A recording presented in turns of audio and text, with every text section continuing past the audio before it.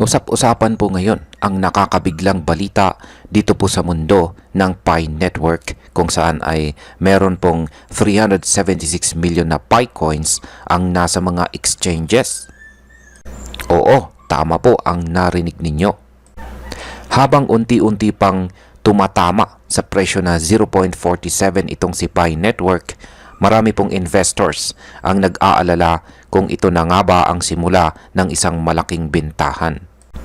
Sa video na ito ay pag-uusapan po natin kung bakit bigla ang dumami ang Pi sa mga exchange, ano ang ibig sabihin ng token unlocking, at kung bakit mukhang mabigat ang pressure para kay Pi Network ngayon. At ayan po ang siyang ating pag-uusapan sa video na ito. Pero bago po tayo magpatuloy ay pakibasa na lamang po muna ang disclaimer dito po sa ibaba ng ating screen. Bakit nga ba biglang dumami ang Pi coin sa mga crypto exchanges? Isa sa mga dahilan ng pagkabigla ng marami ay ang napakalaking volume ng Pi na kasalukuyang hawak ng mga exchange wallets. Ayon sa crypto analyst na si Moonjeff, 376 million Pi na ang nasa mga exchange at 177 million dito ay nasa Gate.io pa lang.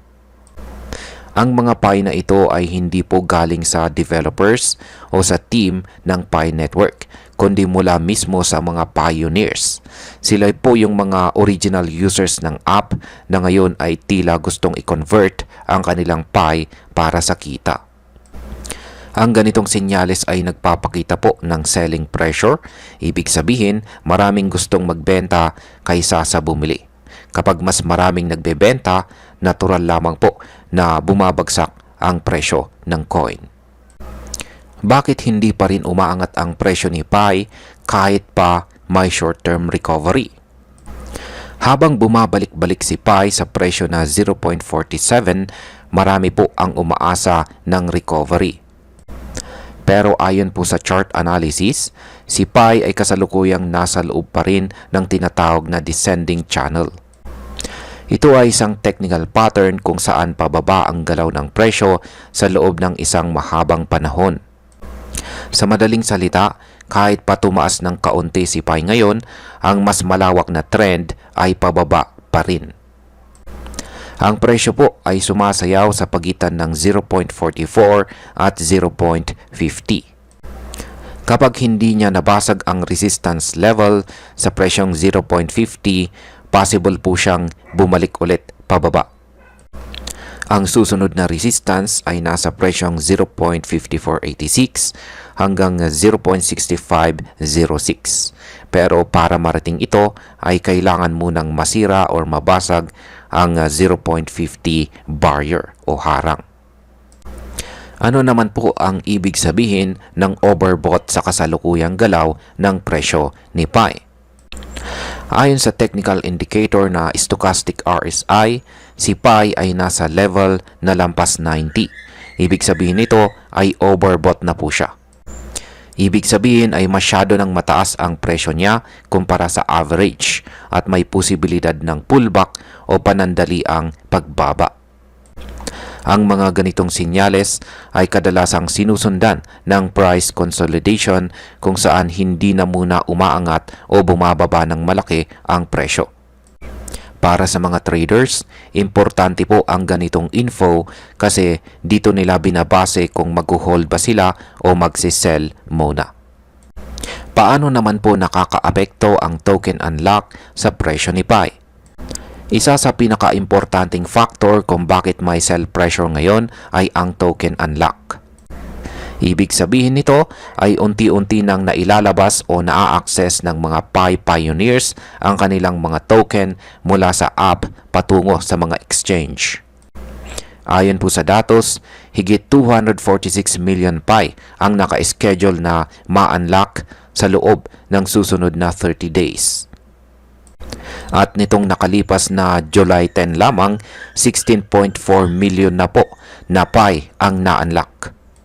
Kapag na-unlock na ang mga ito, pwede na po itong ibenta ng libre sa mga exchange. At kung maraming sabay-sabay na nagbebenta, bumabagsak po ang presyo dahil sa oversupply. Ito ang dahilan kung bakit kahit tumataas ng kaunti si PAI, hindi ito sustainable. Ano naman po ang market performance ni PAI ngayon? Si PAI ay naglalaro po ngayon sa mga presyong 0.4755. Tumaas po siya ng 3.08% sa loob lamang ng isang araw. Pero kung titingnan natin ang mas malawak na galaw, bumaba pa rin po siya ng 5.54% sa loob ng isang linggo. Ang kabuuang market cap ni PAI ay nasa $3.62 billion na, habang ang daily trading volume niya ay nasa $78.8 million. Ibig sabihin, kahit may volume, hindi pa rin po sapat ang demand para itulak pataas ang presyo. Ano po ang posibleng mangyari kung magtuloy-tuloy ang bintahan?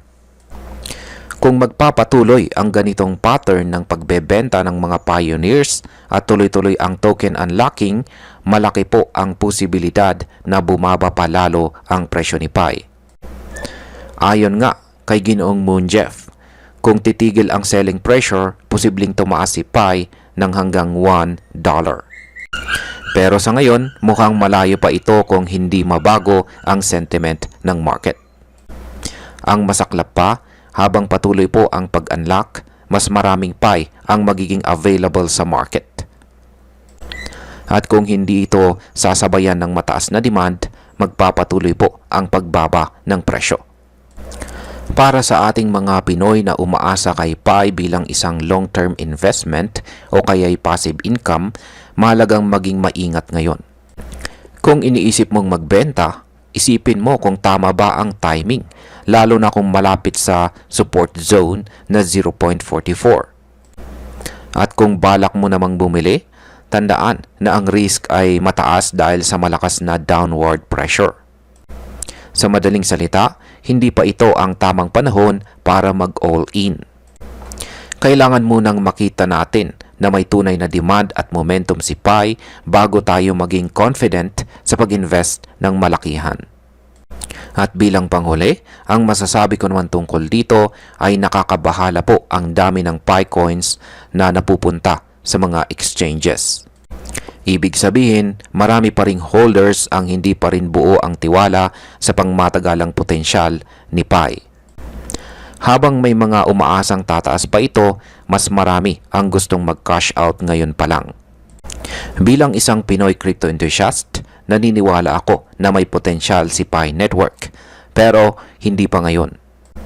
Kailangan munang mapatunayan ng team nila na may sapat silang use cases, partnerships, at community support. Kung magagawa nila ito, posibleng magbago ang takbo ng laro. At ayan, hanggang dito na lamang po tayo sa video na ito mga ka-crypto. Marami pong salamat sa panonood, ingat po tayo lagi at God bless po sa ating lahat.